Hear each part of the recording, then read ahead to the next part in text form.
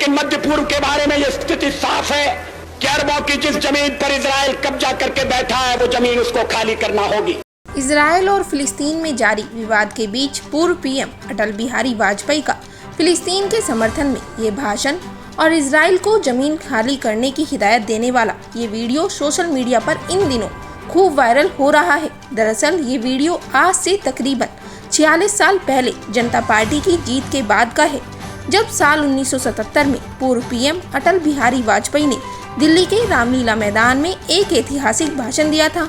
इस दौरान उन्होंने फिलिस्तीन इजराइल को लेकर भी कई बड़ी बातें कही थी। उन्होंने कहा था कि हम जानते हैं कि एक गलतफहमी पैदा की जा रही है कि जनता पार्टी की सरकार बन गई है, वो अरबों का साथ नहीं देगी, इजराइल का साथ देगी।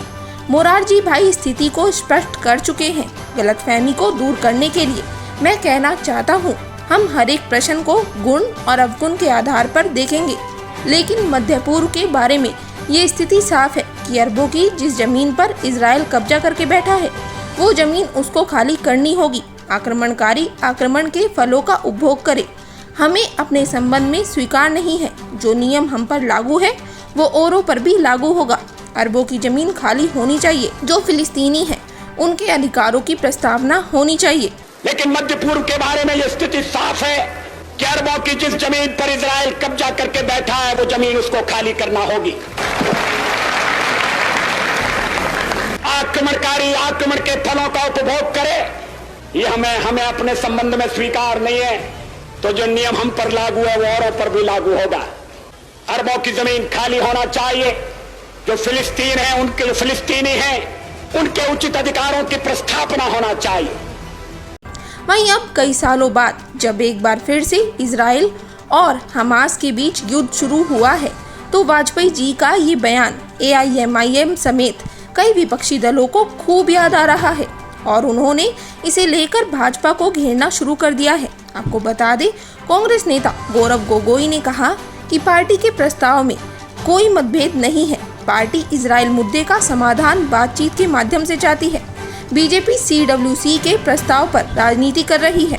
उन्होंने कहा कि भारत जोड़ो यात्रा की सफलता के बाद बीजेपी केवल कांग्रेस की बात कर रही है, वो खुद वाजपेयी जी का इतिहास भूल गई है।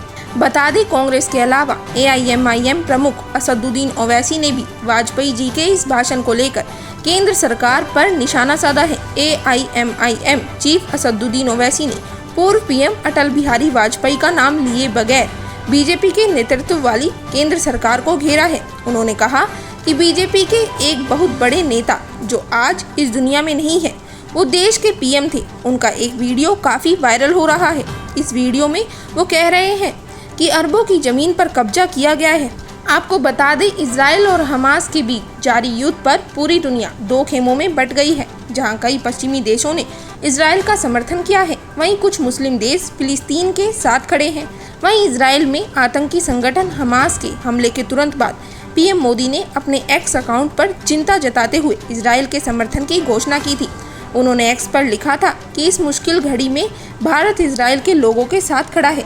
पीएम मोदी के इसी समर्थन पर अब विपक्ष की अलग अलग प्रतिक्रिया आ रही है। Bureau report, people Bharat. Subscribe now and press the bell icon. Never miss an update.